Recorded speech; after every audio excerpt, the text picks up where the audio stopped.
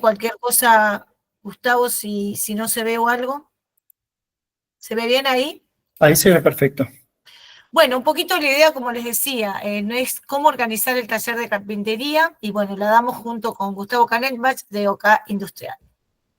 Bueno, para los que es por primera vez que se suman a lo que es nuestras charlas, contarles un poquito quiénes somos, quién es MDT. MDT es una extrusora que tiene más de 25 años en la industria metalúrgica y más de 20 años haciendo extrusión de perfiles de aluminio para sistemas propios, ¿sí? Nuestras líneas propias, y también para los más de 150 clientes industriales que tenemos que mandan a hacer su perfilería a MDT.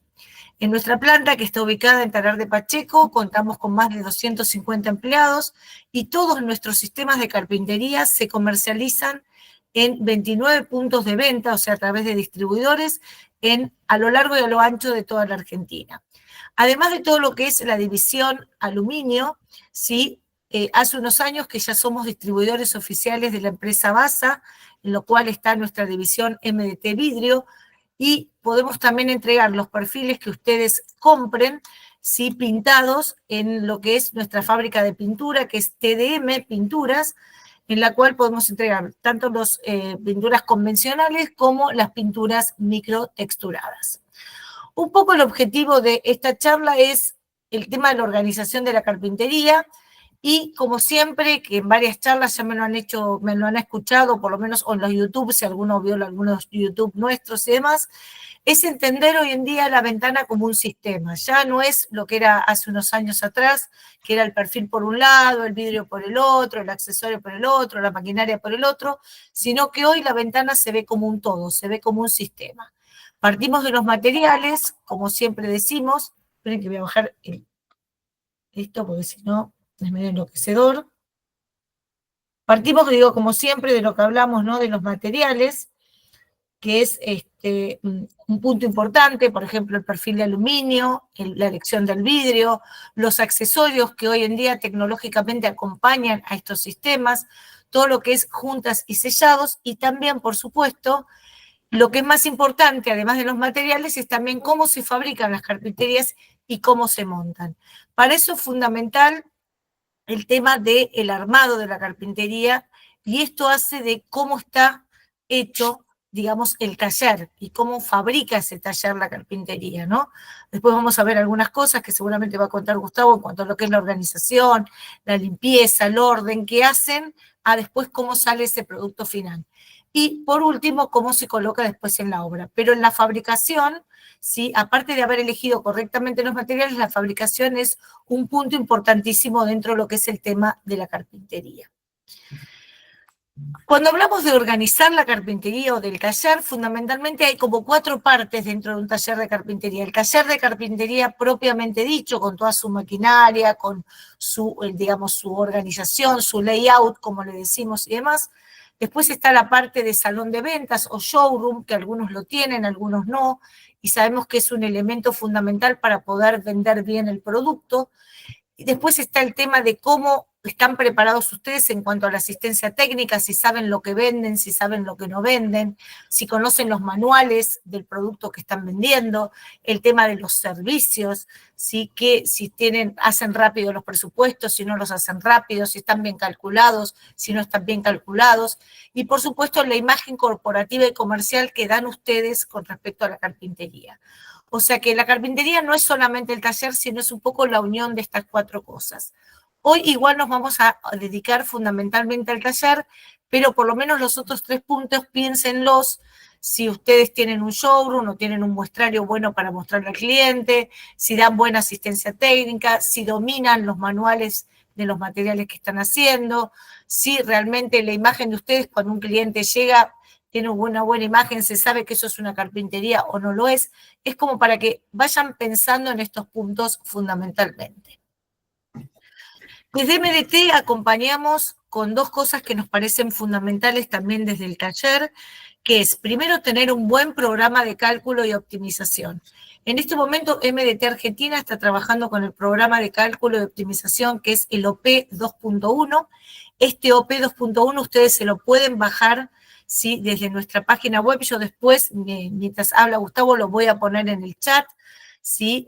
Voy a ponerles el link para donde si ustedes quieren entrar y bajarse el OP, lo tienen durante 6 meses de manera gratuita, ¿sí? Para que lo puedan probar y ver un poco esto de usar un programa de cálculo y optimización para lo que es el taller de carpintería. Esto es sumamente valioso porque les va a permitir realizar presupuestos, poder optimizar correctamente los vidrios y los perfiles, van a poder ejecutar una orden de fabricación para el taller y poder armar una orden de compra y un presupuesto, ¿sí? Con el logo de ustedes, con el logo de MDT también, pueden hacer análisis de costo, ¿sí? Y lo bueno del que tiene el OP 2.1 es que es un programa que fue realizado con carpinteros experimentados y les permite resolver productos complejos, por ejemplo, unión de carpinterías, se puede realizar también el tema de fachadas, de piel de vidrio, y algo importante que tiene el OP es que si uno llama a OP 2.1, tiene asistencia técnica gratuita, permanente y personalizada con los técnicos propios de OP, que si ustedes dicen, estoy trabado en una ventana que estoy optimizando y presupuestando, no sé cómo armarla, no sé cómo poner este dato, ellos los guían y los pueden ayudar en eso. O sea que el tema del programa de cálculo y optimización para nosotros es un tema fundamental, ¿sí? Y desde MDT pensamos que es una parte también importante dentro de lo que es el taller de carpintería. Y el último punto que también nos gusta también contarles dentro de este programa es que hace unos años también empezamos con esto que se llama RedCap, que es la red de carpinteros de alta prestación. Esta red de carpinteros de alta prestación tiene varios beneficios, como por ejemplo incorporarse a esta red, tener la presencia en la comunidad digital de MDT, ser un taller homologado de esta red, enviar obras desde MDT cuando entren para cotizarlas, tener el asesoramiento técnico general y directo desde MDT, asistir a algunas jornadas de capacitación y la licencia de OP al que pertenezca después a esta red CAP es gratis por 1 año. Ahora, ¿esto cómo surge? ¿De dónde surge esta Red Cap? En general, tienen que estar comprándole ya algún distribuidor de MDT, ¿sí? Al que esté ya comprando algún distribuidor de MDT, bueno, solicitar que ustedes tienen ganas de pertenecer a este programa, y bueno, ahí el distribuidor es el que va a tratar con ustedes el acceso a esta red. Entonces, es fundamental que ustedes ya estén comprando, digamos, productos MDT, algún distribuidor, para después poder pertenecer a esta red de beneficios y a esta red de carpinteros de alta prestación. Si tienen alguna duda de esto que pregunté, ya sea tanto del OP o de la Red Cap, nos pueden escribir tanto al departamento técnico, que es técnica@mdtargentina.com, o me pueden escribir a mí a promoción@mdtargentina.com. Yo ahora les voy a poner el link de esto decía del OP 2.1, ¿sí? Y sobre todo también, si durante la charla tienen alguna duda de lo que explica Gustavo, de algo que conté yo hasta ahora, pueden ir poniendo las preguntas en el chat, que los últimos 5 minutitos vamos a usarlos para tratar de contestar estas preguntas. Como siempre, nuestras charlas duran de 4 a 5 de la tarde, tratamos de ser concretos, no más de 1 hora, para que, ya que sabemos que todos están trabajando con obras o con cosas que resolver, no quitarles más tiempo que esto. Así que bueno, yo me despido parcialmente, porque después voy a hacer el cierre final, y le voy a dar digamos, el pase a Gustavo, ¿sí? Voy a dejar de compartir.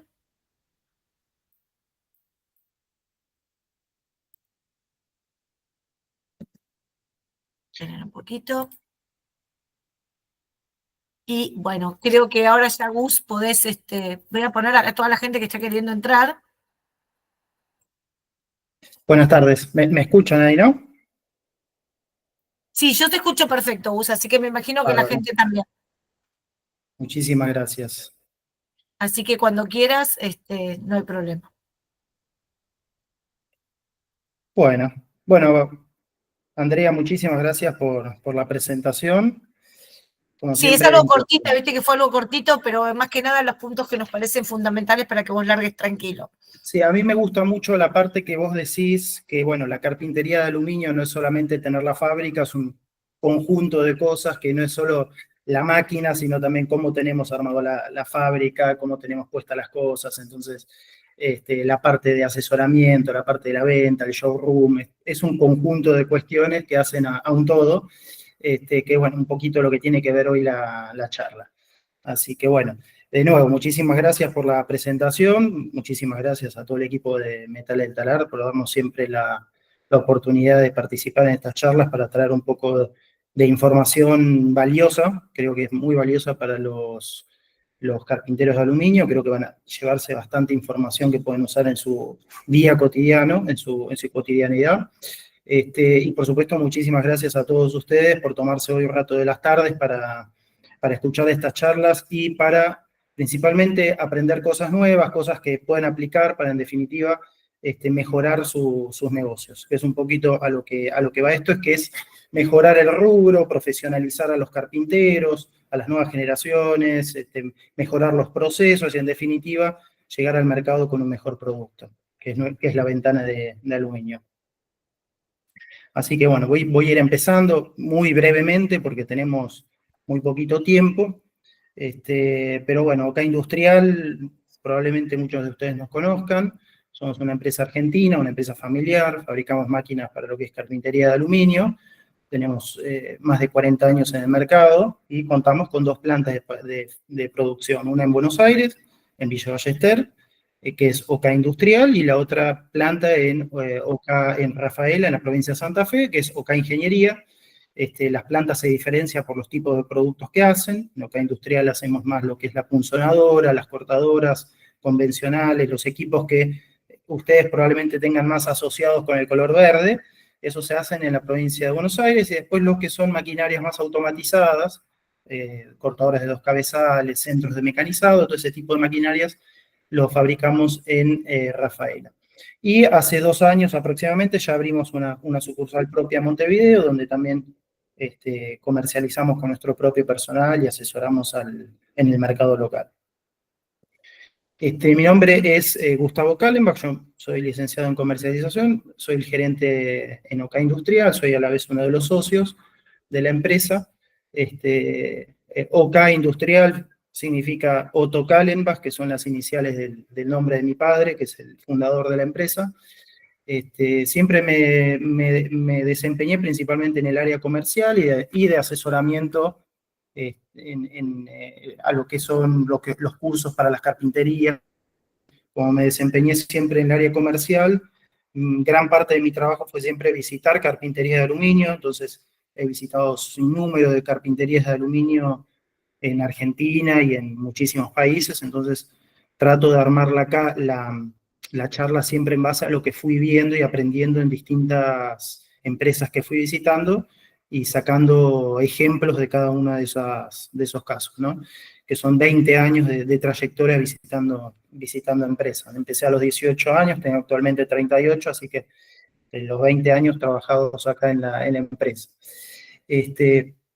Los objetivos de esta capacitación es comprender el impacto de los procesos en la ventana, en lo que es el producto final, diagnosticar problemas comunes en los procesos principales, especialmente el tema del corte, donde por ahí me detengo un poquito más, y en el tema de la neumática, algunos temas que vamos a tocar, prácticamente necesitaremos una charla específica de eso, pero bueno, por eso algunas cosas las voy a pasar un poco más por arriba, pero cualquier duda que tengan las pueden poner en el chat y ahora al final hacemos algunas respuestas de eso, y si no, se comunican con nosotros y los asesoramos más específicamente en esa materia, ¿sí? Porque hay cuestiones como la neumática, cómo armar un circuito, que son cosas muy interesantes y muy necesarias en carpintería, pero que no nos da el tiempo para ahondar mucho en ese tema, lo vamos a ver un poquito por arriba.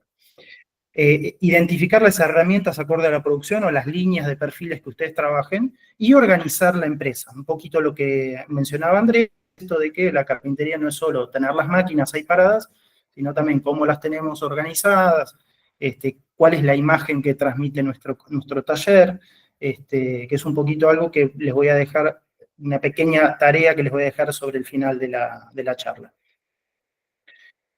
La organización de la planta básicamente consiste en los procesos y los equipamientos que necesitamos para fabricar la abertura, el mantenimiento de esas herramientas, cómo diseñar la línea y el diseño de lo que se llama un layout, es decir, el diagrama de circulación dentro de la fábrica. Perdón, Gustavo, mirá que Sí, no sé si estás pasando las diapositivas sí. porque no se ven, ¿eh? Ah, las estoy pasando, sí.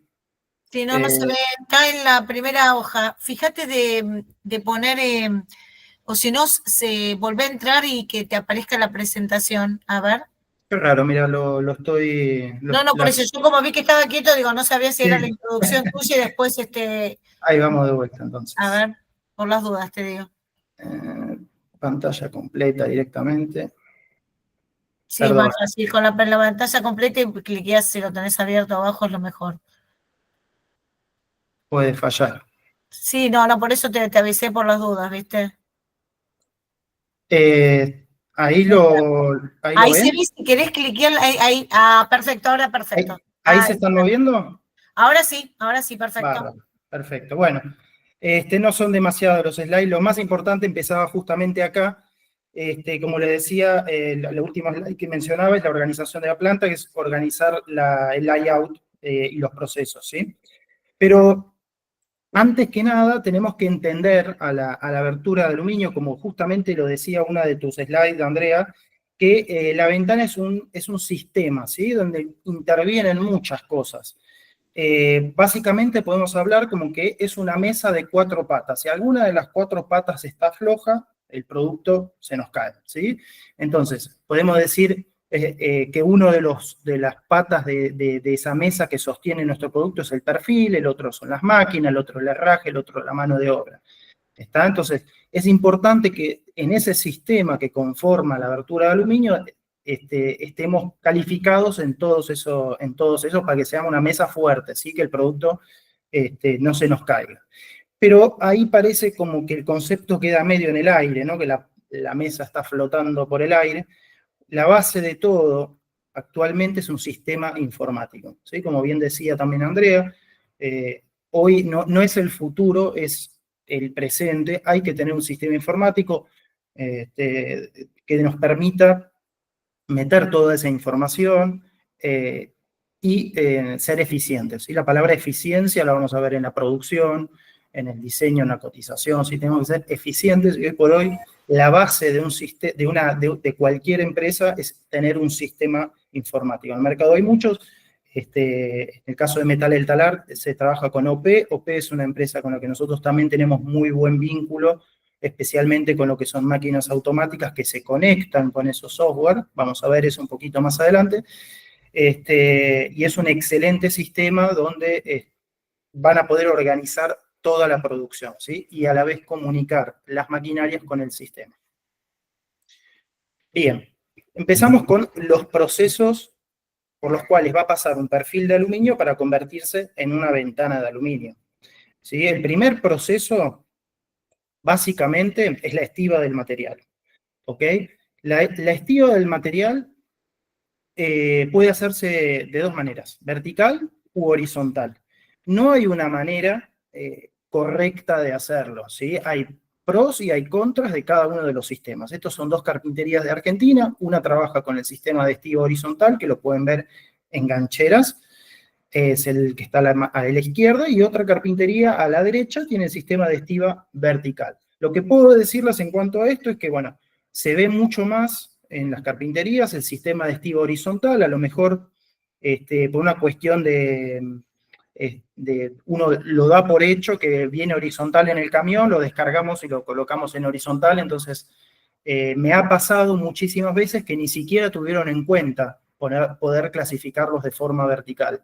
Si hay altura suficiente en el galpón, si se dan una serie de factores, la estiva en vertical puede generar enormes espacios ahorros de espacios de ocupación en la fábrica, por ende también nos permite cuidar un poco el perfil. Por ejemplo, en las gancheras horizontales suele suceder que nos quedan perfiles abajo, se le tiran perfiles encima, se van aplastando. Para sacar un perfil que hay abajo muchas veces lo tiran de la punta cuando es un anodizado, especialmente los negros que se usan mucho hoy por hoy, los rayan de punta a punta. Entonces, en ese sentido, la estiba vertical tiene muchas ventajas, ¿sí? Nunca todo el peso del perfil está apoyando contra una de las puntas, que de por sí la despuntamos al primer corte. Entonces, es un proceso que ténganlo en cuenta, que existe. Si tienen la posibilidad, pruébenlo. Tampoco es todo blanco-negro, pueden tener una parte de la estiba en horizontal y otra parte en vertical, ¿sí? Incluso hay distribuidores de aluminio que tienen toneladas en stock, que gran parte de su producto lo almacenan en vertical. En esta imagen hay un pequeño error que les voy a hacer ver más al final de la charla, pero bueno, grábense estas dos imágenes a ver si se acuerdan o si logran identificar un pequeño error que se puede visualizar. Bien, inmediatamente después de la estiba viene el corte, ¿sí? Que es básicamente el proceso más importante en la fabricación de la ventana, porque a la vez va a ser uno de los procesos más determinantes y más visibles, ¿sí? O sea, si un corte está a 45 grados, está mal hecho, en el inglete no va a quedar bien la unión, y si tiene rebaba, eso también se va a ver en la ventana terminada, ¿sí? Especialmente los cortes a 45, que son que muestran mucho la calidad del corte, ¿no? Para cortar los perfiles de aluminio, lo que quiero que entendamos acá en esta parte es que hay distintos tipos de cortadoras, ¿sí? Tenemos la cortadora clásica, la que todo el mundo conoce, que es la de tipo descendente. Después tenemos otros tipos de cortadoras, ¿sí? Pero vamos a mirar ahora primero el modelo del tipo descendente. Este tipo de cortadoras, la ventaja que tiene es que son muy versátiles y tienen un costo relativamente asequible, un costo bajo a comparación de otros tipos de cortadoras, ¿sí? Lo que pasa con este tipo de máquinas es que suelen tener un limitado tamaño de corte, porque normalmente tienen discos de entre 350 y 400 milímetros de diámetro. Entonces acá lo que tenemos que analizar al momento de comprar una cortadora nueva, si es que no la tienen o necesitan comprar una nueva, es ver qué líneas de perfiles de aluminio yo quiero trabajar. Si voy a trabajar mediana, baja prestación, obviamente este tipo de máquinas van bien por el diámetro de disco que tienen, no necesito mucho más diámetro de corte. En cambio, si quiero empezar a trabajar carpinterías de alta prestación, tenemos que tener en cuenta que hay cada vez perfiles más grandes en el mercado, y donde voy a tener la limitante es justamente en el corte, ¿sí? Un perfil de 160 milímetros de ancho que tenga que cortar a 45, la mayoría de las cortadoras del tipo descendente no lo permiten cortar. Entonces puede que compramos una máquina 0 kilómetros y nos damos cuenta al momento de tomar una obra que ese tipo de perfiles no los puedo procesar. Para ese tipo de perfiles normalmente tenemos que empezar a mirar cortadoras del tipo ascendentes o frontales, ¿sí? Ya cambia el concepto, el disco ya no viene de arriba hacia abajo, sino que viene de abajo hacia arriba, ¿sí?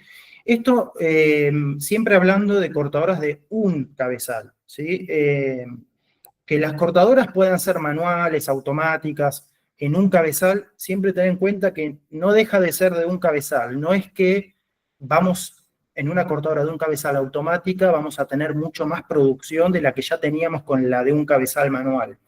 La automatización en este tipo de máquinas trae otros beneficios, ¿sí? Por ejemplo, el disco al salir de forma automática no depende de la fuerza que hace un operario o la velocidad que imprime el operario, por ende el corte nos va a salir más prolijo, el disco nos va a durar más, etcétera, etcétera, pero no necesariamente vamos a tener más producción, ¿sí? Eso es algo muy, muy común. Para tener más producción, indefectiblemente necesitamos ir a un tipo de cortadora de dos cabezales. Pero bueno, acá en los cortes ascendentes, ya como les decía, el disco viene de abajo hacia arriba y nos permite cortar mayores diámetros, porque este tipo de máquinas viene con discos de hasta 600 milímetros de diámetro, 550, 600, ¿está? Entonces nos permite cortar secciones de perfiles muchísimo más grandes. Depende del modelo de máquina, depende la marca, depende de un montón de cuestiones. Yo acá no hago una charla comercial, no me enfoco solamente en el producto acá industrial, sino que en información que les sirva en general, ¿sí? Entonces, cualquier cortadora ascendente, normalmente los diámetros arrancan en 400 milímetros en adelante, ¿sí? Y según el modelo, nos permiten hacer otras cosas, como por ejemplo, hay algunos modelos donde apoya el perfil permite ser desplazado hacia atrás. Entonces, nos permitiría cortar perfiles a lo largo, longitudinalmente, es decir, colocar por donde sale el disco, colocarlo paralelamente al respaldo de apoyo del perfil y cortar perfiles longitudinalmente o lo que se llama también refilado, ¿sí? Entonces, las ventajas principales van a ser que tenemos gran capacidad de corte, especialmente a 90 grados, la posibilidad de hacer cortes refilados, la seguridad, ¿sí? Porque ya viene con una tapa, este tipo de máquinas siempre vienen con una tapa protectora que cubre toda el área de corte. Las desventajas es que es poco práctica para los cortes seriados, especialmente cuando son a 45 grados, porque hay que girar el cabezal de izquierda a derecha, no es algo, bueno, también se puede dar vuelta al perfil, ¿no? Pero no es tan práctica para los cortes seriados, ¿sí? Entonces, para los cortes seriados también tenemos que analizar otro tipo de máquinas que vamos a ver a continuación. La capacidad de corte a 45 grados también no es tan grande porque el perfil hay que cortarlo parado. Entonces, tenemos que siempre mirar los diagramas de corte de las máquinas, ¿sí? Cualquier cortadora o cualquier proveedor de cortadoras debería facilitarles el diagrama de corte, que es el que les va a decir básicamente perfiles de qué tamaño van a poder cortar con esa máquina a 90 y a 45 grados, ¿sí? Entonces, por ejemplo, una cortadora de diámetro 400 de disco, acá tiene en verde marcados los respaldos, que en este caso son movibles hacia atrás, por eso hay algunos que están marcados en puntitos, pero ahí en la imagen está marcado en el centro, nos permitiría cortar un perfil de 131 de alto por 187 de ancho. O sea que todo lo que queda en esa media luna, ahí adentro, lo podemos cortar. Si necesitamos más capacidad, retrocedemos el respaldo y podemos cortar más ancho, ¿sí? Pero así, a medida que vamos agrandando el diámetro del disco, pues este tipo de máquinas, como les decía, vienen hasta de 600, vamos también multiplicando la capacidad de corte de la máquina. Y por último vienen los tipos de cortadoras frontales, ¿sí? Donde el disco ya no viene ni de arriba o de abajo, sino que viene de atrás hacia adelante, con la ventaja de que este tipo de máquinas inclinan el cabezal de izquierda a derecha a 45 grados de forma automática. Entonces, en este tipo de máquinas, adicionalmente a la ventaja de que tenemos gran capacidad de corte, porque son máquinas con discos de 550 de vuelta, tenemos la practicidad de que nos permite gran agilidad en los cortes seriados a 45 grados, especialmente en la Patagonia, si ustedes tienen la carpintería en el sur o hacen muchas carpinterías del tipo de abrir, donde es todo a 45, ustedes van a tener mucha variación de corte izquierda-derecha a 45 grados.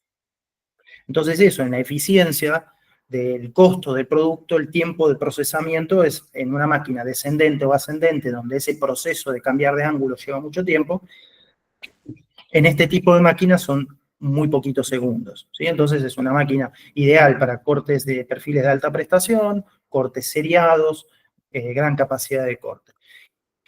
Por supuesto que tiene desventajas que en este tipo de máquinas por lo general son las más relacionadas con los costos. Este es un diagrama de corte de una cortadora frontal, ¿sí? De diámetro 550 milímetros, y como verán ya podemos cortar a 90 grados casi 300 de alto por 200 de ancho. ¿Sí? Acá en este perfil, en este diagrama nos entran todos los perfiles de alta prestación que hay actualmente en la plaza, se pueden cortar todos. Siempre está la consulta de las maquinarias semi-industriales versus las industriales. Las que vimos hasta ahora son todas las máquinas industriales, llámese máquinas industriales, equipos de banco, pesados, que no son portátiles, y las que tenemos en las imágenes, que son las semi-industriales, que son las máquinas más bien portátiles, tipo Makita, Bosch, DeWalt, etc. La pregunta siempre es si sirven estas máquinas. Por supuesto que sirven, con el disco adecuado cortan perfectamente el aluminio, pero como el nombre lo indica, son máquinas portátiles que no están diseñadas para una precisión y calidad de corte de largo plazo. O sea, este tipo de máquinas siempre, indefectiblemente, tienen todos sus movimientos montados en bujes, los bujes van tomando juego, y bueno, entonces después empiezan a cortar un poquito fuera de ángulo, empiezan a dejar un poco más de rebaba, pero como servir al principio, cualquier emprendimiento son perfectamente útiles con el mantenimiento adecuado y con las limitaciones que tienen, ¿no? Principalmente los diámetros de disco, pues son máquinas que vienen de 250, 300 milímetros, o sea que cortamos hasta media prestación con suerte en este tipo de equipamientos. Entonces, a tener en cuenta, comparando una máquina industrial con una semi-industrial, la capacidad de corte, que es esto que les mencionaba recientemente, la durabilidad, que es esto de los bujes, los movimientos, la precisión de largo plazo, obviamente lo que es vida útil. Tiene que ver este último anteúltimo, lo que decía Andrea, que puede incidir en la elección de un carpintero, que es esa imagen que damos de nuestra fábrica, ¿no? Una fábrica con equipos industriales, con maquinarias profesionales, da otra imagen totalmente distinta que una fábrica con maquinarias del tipo más jovista. En el proceso de corte debe estar siempre acompañado de un buen sistema de medición. Les diría que lo más es tan importante el sistema de medición como la maquinaria que van a utilizar para cortar. Que sea preciso, que sea fiable, que el perfil no nos quede elevado en una punta y hacia abajo en la otra, es decir, que no nos quede desalineado, por eso genera errores en los ángulos de corte, ¿sí? Entonces, un sistema de medición tiene que ser perfectamente alineado con la superficie de apoyo de la máquina. Sistemas de medición vienen de muchos tipos, desde completamente manuales, donde se posiciona un tope y se corta, hasta sistemas totalmente automáticos, donde se pone la medida en una pantalla y el tope va hasta esa medida, ¿sí? Las diferencias entre uno y el otro puede ser más o menos grado de precisión, pero principalmente ahorros de tiempo o disminución de errores en el cortador, ¿sí? Es muy fácil que en un sistema de medición manual, en vez de 1,10 m, pongan otra medida, 1,100 m o lo que sea. Entonces hay un error en la medida porque es un chequeo visual sobre una cinta de medición. En cambio, sistemas digitales, el operario generalmente ya en estos sistemas no se mueve del frente de la máquina, tiene una pantalla digital bien grande con los números, es más difícil de equivocarse. Ni hablar un sistema digital donde incluso se reposicionan cuando lo golpean con el perfil, pues esto pasa también, ¿no? Que el tope queda flojo, el operador no se da cuenta, va haciendo tope, se va corriendo, porque no estaba bien apretado, les habrá pasado, se va corriendo el tope, van quedando los perfiles fuera de medida y hay que volver a cortar. Esto en los sistemas más automatizados está previsto y el tope, si fuera el caso, se va reposicionando siempre a la medida que está configurada. En cortadores de dos cabezales, como les mencionaba, es la solución definitiva a de los cuellos de botella en el corte, ¿sí? Una cortadora de un cabezal automática no va a significar un incremento significativo en la producción. El incremento lo van a ver resuelto, o sea, el problema lo van a resuelto con un tipo de cortadora de dos cabezales. Acá se da una cuestión un poco contrafáctica, es decir, muchas veces se cree que la cortadora de dos cabezales adecuada para las producciones a medida, es decir, en Argentina la mayoría de las carpinterías son carpinterías que hacen productos a medida, o sea, hacen 3 ventanas de una medida, 5, 8, 2, 1, ¿sí? Entonces tienen mucha variación de medidas todo el tiempo. Entonces, lo que suele suceder es que se considera que la máquina adecuada para ese tipo de producciones es una cortadora de dos cabezales semiautomática, cuando es completamente lo contrario. ¿Por qué? Porque una máquina automática lo que hace es todos esos cambios de medida, de ángulo, los hace automáticamente. Incluso se comunica con un software como OP, recibe la orden de cortes y el operador no tiene que hacer nada más que alimentar el perfil. Entonces, todo ese tiempo que tenemos de hacer 2 ventanas con una medida, cambiar la medida, cambiar el ángulo, volver a cortar, todo eso se ve resuelto con una cortadora de dos cabezales. Las cortadoras de dos cabezales semiautomáticas, que es donde, como la que está a la izquierda, ese tipo de máquinas son justamente para carpinterías que son estanderos, donde cortan todo el día la misma medida y el mismo ángulo, o a lo sumo tienen 2 o 3 variaciones de medida en el día. Está porque no tienen prácticamente tiempos de pérdida de tiempo en reposicionamientos ni nada, porque están cortando estándar todo el día. Entonces, aunque no parezca, Lo ideal para las carpinterías que hacen todas aberturas a medida es una máquina lo más automática posible, ¿tá? Para resolver los problemas de pérdida de tiempo en todos estos cambios de medida en bajas producciones. Bien. Cortadores cabezales, las de movimiento manual, se pierde mucho tiempo en el cambio de medida, es decir, más tiempo de producción, ideales para producciones seriadas, en cambio, las de 2 cabezales automáticas, ideales para producciones con muchas variaciones de medida. Bien, esto lo vamos a pasar. Está. Un tema muy frecuente, una consulta muy frecuente en el tema del corte es la durabilidad del disco o los problemas que tenemos con los cortes, ¿sí?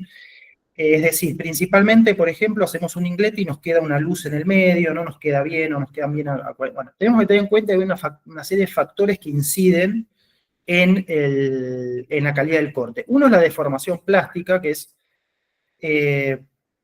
el perfil se me aplastó en la ganchera, lo primero que les decía. La deformación elástica es la memoria del perfil. Ustedes agarran un perfil de la línea clásica, no sé, lo agarran con la mano y lo buscan deformar y van a ver que se deforma. Pero cuando lo sueltan, vuelve a su memoria, ¿sí? Entonces, si yo cuando, por ejemplo, corto un perfil que está deformado, o sea que se deformó en la ganchera y ya quedó deformado, o cuando lo aprieto con las mordazas y lo deformo, ¿sí? Yo lo corto, cuando lo corto, el perfil vuelve a su memoria cuando suelto la mordaza. Ese es el primer error que vamos a ver en los cortes a 45, principalmente. ¿Sí? Entonces, cortar un perfil deformado claramente nos va a traer problemas en los ingletes. Otro factor común es el filo de la herramienta. Obviamente el disco tiene que estar afilado. El correcto uso de lubricación. La velocidad de avance que el operario le está dando a la máquina, ¿sí? Cuando la máquina avanza manualmente, el operario por ahí está apurado, apura el disco, disminuye la calidad del corte. Y el correcto uso de contraformas, ¿sí? Lo de la deformación elástica, que es esto de la de memoria del perfil, hay veces que es inevitable, ¿sí? No hay manera de apretar el perfil sin que se me deforme un poquitito, con la mordaza quiero decir. Entonces, para evitar eso se hacen contraformas que pueden ser de madera, de plástico, cualquier material que no rompa el disco si lo enganchamos sin querer, que me lo va a sostener, me lo va a permitir apretar con la mordaza y no me lo va a deformar, ¿sí? Es clave para tener cortes de precisión a 45 grados. O cortes de precisión en cualquier ángulo, en realidad. La duración de la herramienta inciden de vuelta un montón de factores, ¿sí? En cuánto me va a durar el disco, la velocidad que le da el operario, la lubricación, que tiene que ser hecha con aceite soluble en agua, no usar sebo, ni grasa, ni nada de eso, el tratamiento superficial del perfil, un anodizado desgasta mucho más que un perfil pintado, la velocidad de rotación del disco, la cantidad de dientes que tiene el disco, siempre tienen que ser acorde al fabricante de la cortadora, el tipo de disco que vamos a utilizar, el grosor del perfil, no es lo mismo un perfil de 1 milímetro de aluminio recuperado con un gran contenido de ferrítico, que hasta a veces salen chispas de ese tipo de perfiles, que un perfil de aluminio aleación 60-61 o de primera calidad, no es, o sea, es muy distinta la producción, ni que hablar un macizo, totalmente de vuelta a otra cosa. El volumen de corte que corto no es lo mismo hacer 10 ventanas que hacer 1000, y por supuesto la calidad del disco, ¿sí? La calidad del disco tiene mucho que ver con lo que va a durar en la máquina. La mayor cortadoras que hay en el mercado para cortar perfiles de aluminio, cortadoras industriales, llevan discos de metal duro, de vidria, ¿sí? No se debe usar nunca el tipo de acero rápido, ¿sí?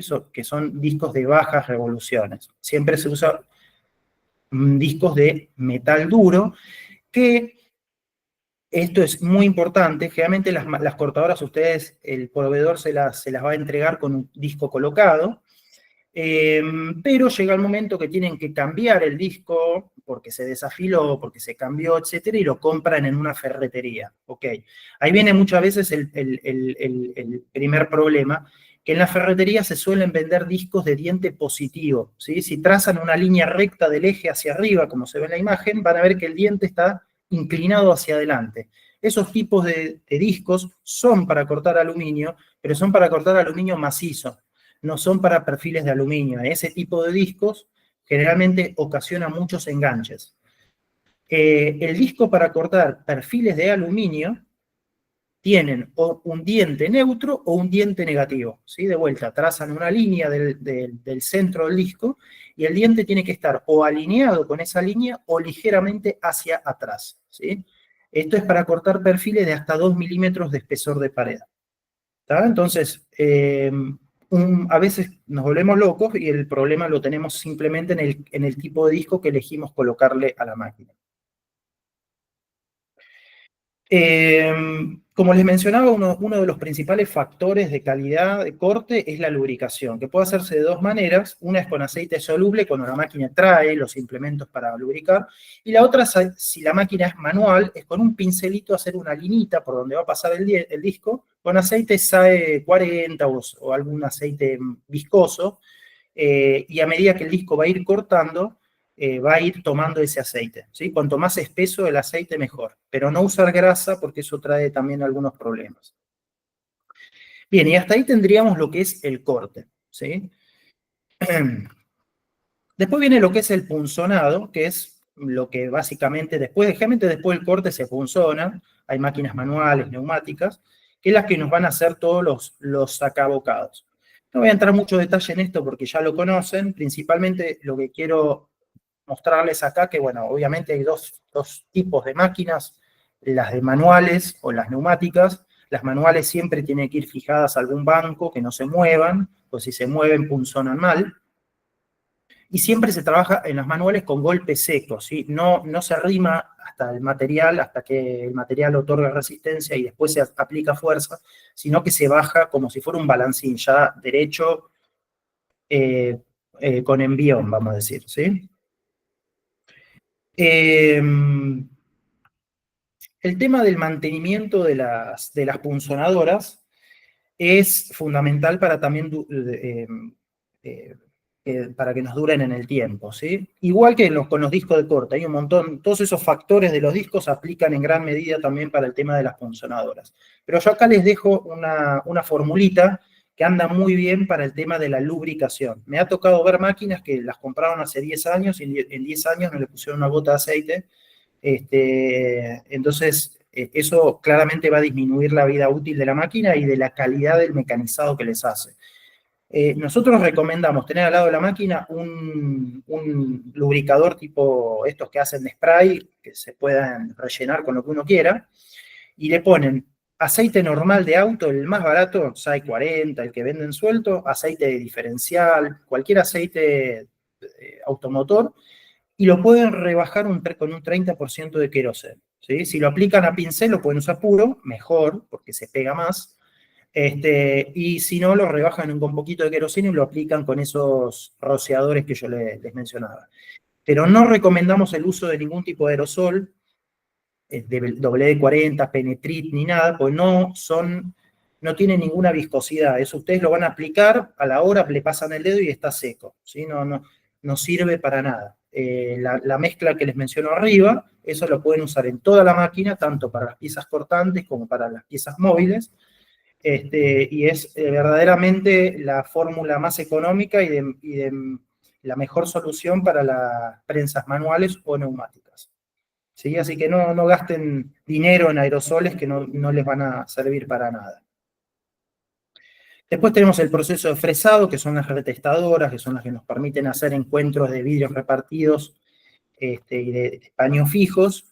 Acá aplica exactamente para la calidad del trabajo el uso de la lubricación, igual que si fuera un disco de corte, ¿sí? La lubricación, el afilado, el ángulo, ¿sí? Todo esto aplica exactamente igual para que nos queden terminaciones de buena calidad, como vemos acá, y nos queden buenos encuentros en los perfiles, ¿sí? O sea, buscamos que no se haga con una moladora, que después queda mal. ¿no? Siempre una máquina te va a dejar la terminación de mejor calidad. Después el cuarto proceso es el copiado, es donde vamos a hacer todo lo que no podemos hacer con la punzonadora, los bocallaves, los picaportes, los encastres de cerradura. En la copiadora generalmente tenemos una alta carga laboral, ¿sí?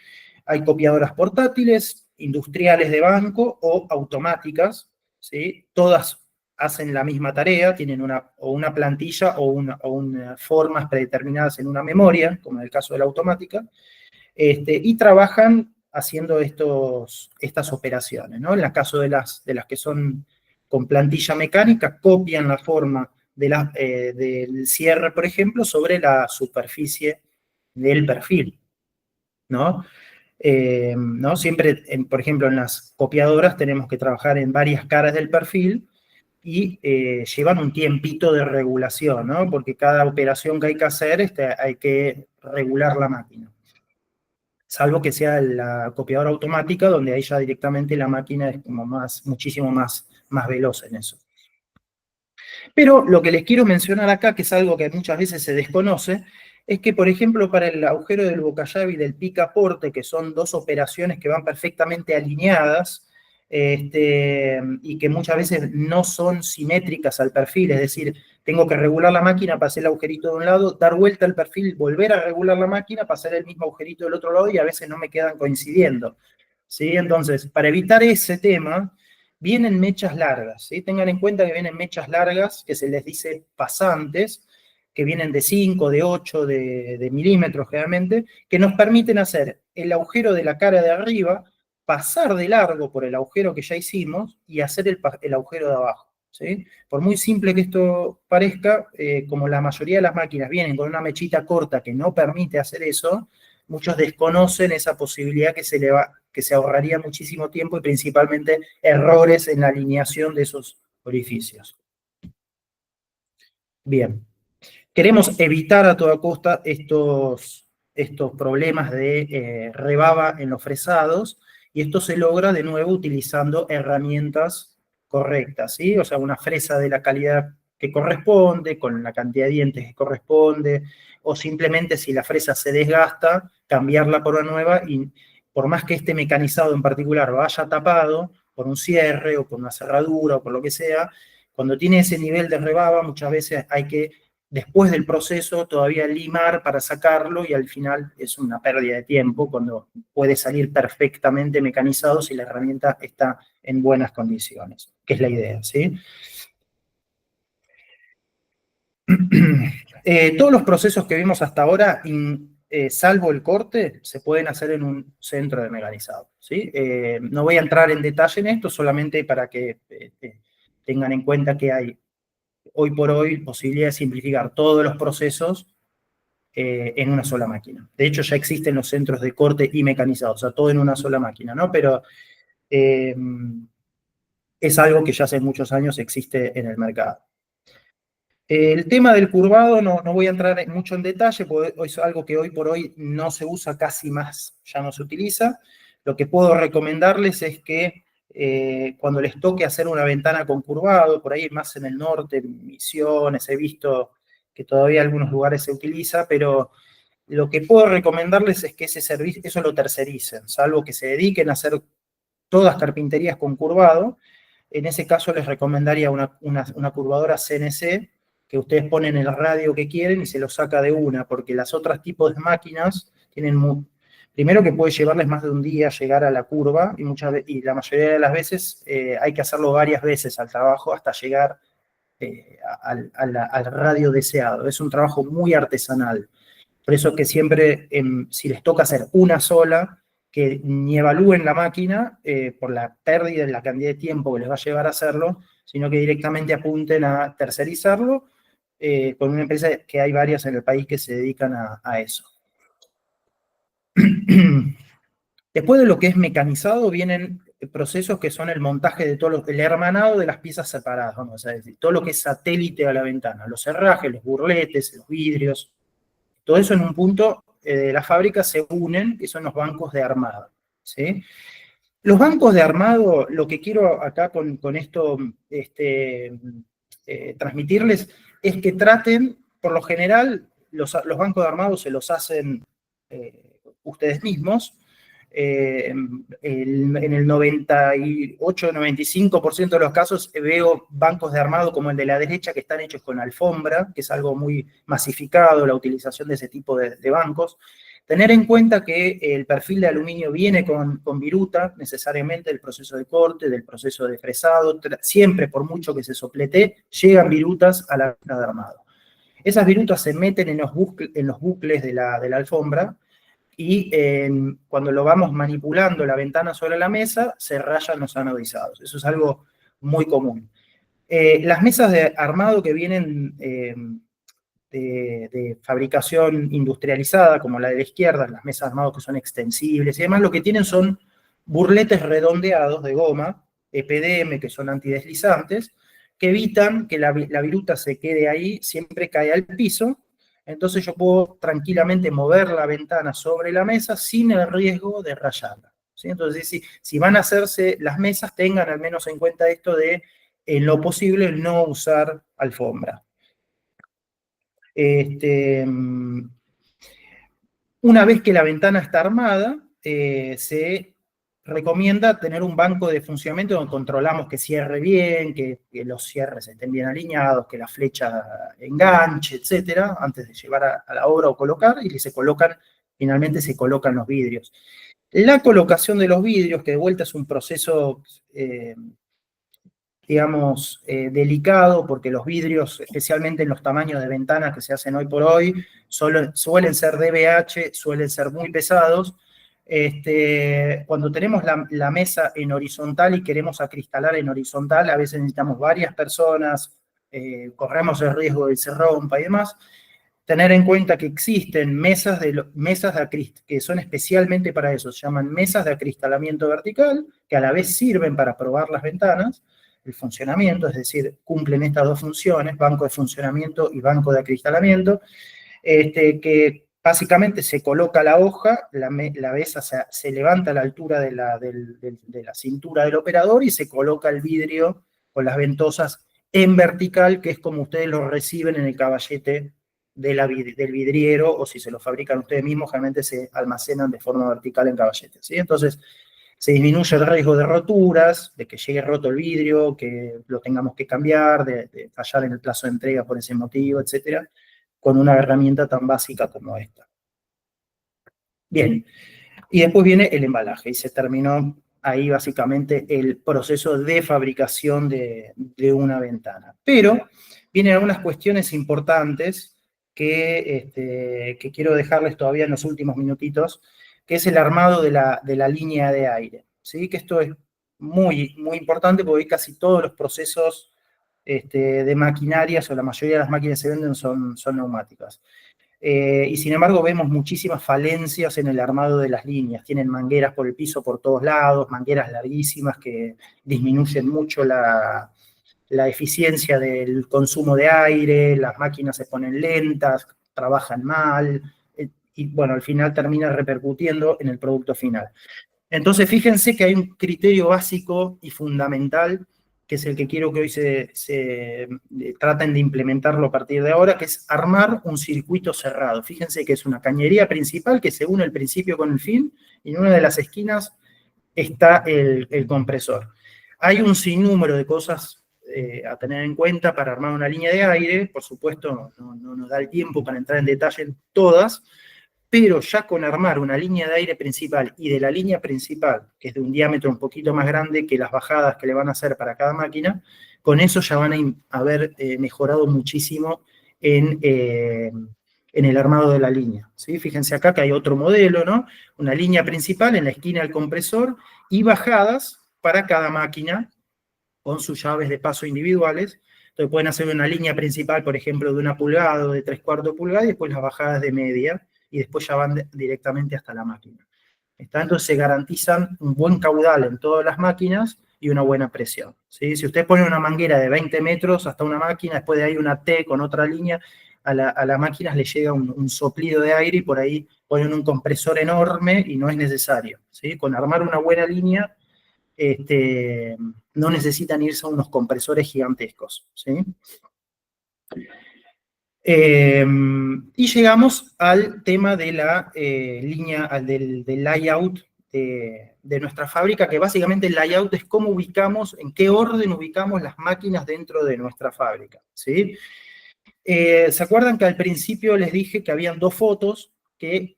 Ah, no las vieron.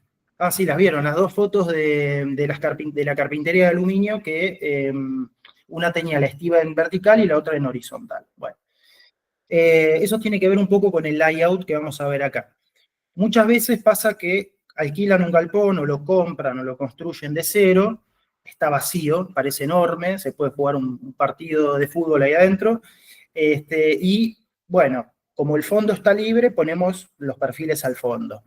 Y la entrada la tenemos al principio porque, bueno, el galpón está vacío, entran perfectamente los camiones hasta el fondo, descargamos, bueno. Ese es muchas veces me ha tocado ver eso, que se comete el error de poner la estiba de los perfiles en un lugar que pocos meses después se convierte en un problema, y modificar la estiba de los perfiles una vez que estamos trabajando es muy difícil o imposible, ¿sí? Entonces, armar el layout con un criterio básico principal, que es que la estiba de los perfiles, sea horizontal o vertical, esté lo más cerca posible de la entrada del galpón, ¿sí? Una cosa muy básica como esa, ¿sí? Entonces, ¿por qué? Porque al lado voy a poner la cortadora, al lado o paralelo voy a poner la cortadora. Una vez que yo tengo el perfil ya en un pedacito más pequeño, que ya es más maniobrable, de ahí en adelante el orden de los factores, digamos, es discutible, ¿no? Si va a poner primero la punzonadora, después la copiadora, en definitiva, ya el perfil está más pequeño, ¿sí? El tema está en no poner la estiba de los perfiles al fondo y la cortadora adelante, y después manipular perfiles de 6 metros por dentro de toda la fábrica, que se convierte en un problema porque se golpean los perfiles, se rayan, se pueden accidentar las personas. Entonces, en unas imágenes que veíamos, situación, ¿no? Pusieron la estiba al fondo y la entrada estaba, la cortadora estaba adelante, ¿sí? Entonces tenían este problema de que tenían mucha pérdida de tiempo en los procesos internos. Eso es algo que vemos en este diagrama. Fíjense que no es un diagrama de una carpintería de aluminio, lo encontré, pero lo que importa es que uno acá en esta imagen toma dimensión de a veces del tiempo que pierde dentro de la fábrica, manipulando el perfil, que en toda esa manipulación también corre el riesgo de estropearse, ¿sí? Entonces, la línea roja marca, bueno, primero va un proceso, va al otro, vuelve hacia atrás, bueno.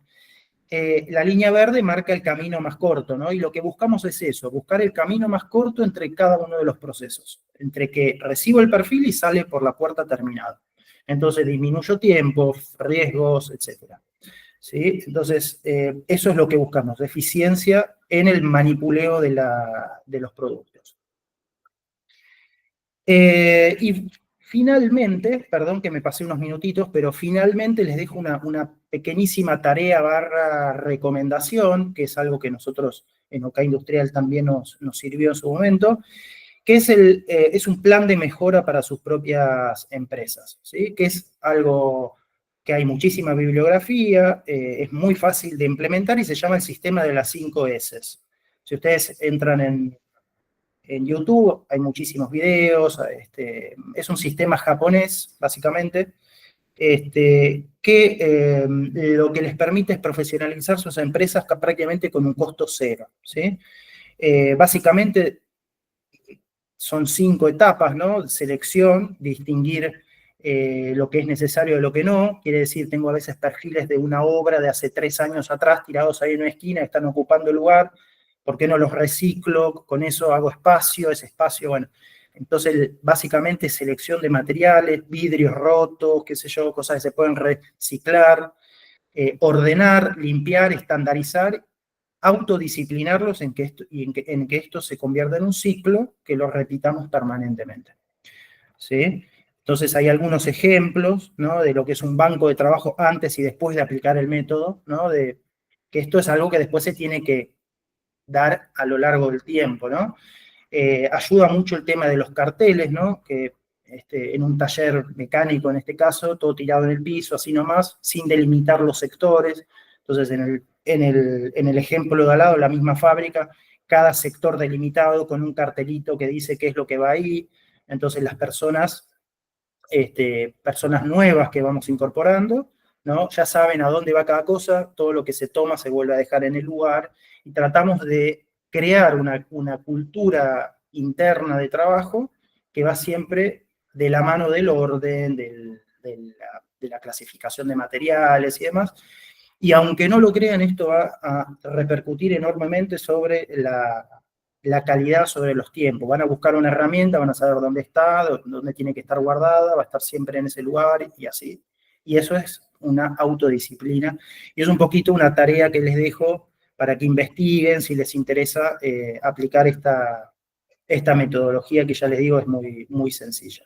Y con eso termino y les agradezco muchísimo por el tiempo y espero de corazón que les haya servido mucho la información. De nuevo, hay muchos temas que es difícil abarcarlos en una charla que da para más tiempo, pero con mucho gusto, si hay dudas o cuestiones específicas que les guste ahondar, mi equipo de gente les puede ayudar en el servicio técnico, y si no, también en YouTube. Si entran en YouTube, el canal nuestro es OK Industrial SRL, aparte de videos de máquinas, que hay un montón, hay videos de mantenimiento, hay videos de armado de líneas de aire, hay videos de tips para cortar perfiles de aluminio, del tema de las contraformas que les mencioné. O sea, hay unos cuantos videos que hicimos que ahondan bastante en estas temáticas y me parecen que son las más importantes para mejorar la producción de las empresas. Bueno, Gustavo, más que nada, bueno, agradecerte, como siempre, muy clara. Me parece que esto es, como digo yo, es un buen cierre del año y es como para decir, bueno, proyectemos el 2025 como carpintería haciendo varias de estas cosas, ¿no? Viendo en qué estado tengo las máquinas, en qué estado tengo, como decías vos, ¿no? La hoja de la sierra de corte, en qué estado tengo las punzonadoras, bueno, varias cosas que vos dijiste, un poco usando estas 5 S que me parecen fundamentales. Así que, bueno, un poco la idea nuestra era terminar el año con esto, agradecerte, por supuesto, como siempre, que das tu visión ejemplificadora de lo que es la maquinaria en el taller, que para mí es fundamental. Acá alguien pone muy buena la charla, es una de las mejores que estuve de parte de Metales, o sea que bien, Bueno, sabemos que sí es muy piola, sobre todo para la carpintería, muy piola esta charla, ¿no? Abre un poco el panorama y nos deja de estar, que siempre vemos, no vemos el bosque, ¿no? Siempre estamos como sesgados en lo que tenemos que entregar, en que tenemos poco tiempo y todo, y perdemos un poco ver el más allá y cómo está nuestra carpintería y en qué condiciones está, ¿no? Entonces me parece que eso es fundamental, me parece que es un buen cierre de año. Y bueno, a todos, como siempre, agradecerles este tiempo. Hoy nos pasamos 9 minutitos, pero creo que valió la pena no cortarlo a Gustavo. Y bueno, desearles a todos felices fiestas, que empiecen bien el 2025 y que nos volvamos a encontrar en los próximos webinars, si Dios quiere, del año próximo, que siempre tenemos mucha afluencia de público y bueno, y la verdad es que estamos muy contentos de hacerlo porque es una manera de que ustedes puedan seguir capacitándose, ¿sí? Con 1 horita cada tanto, un poco de capacitación nunca viene mal. Así que bueno, agradecerte a vos, Gustavo, a la gente que nos sigue permanentemente y bueno, y desearles un buen fin de año y un buen comienzo del próximo. Así que bueno, muchas gracias de parte mía y de parte de todo MDT. Así que bueno, acá están todos saludando, agradeciendo la charla, así que bueno, gracias por todo nuevamente. Muchísimas gracias.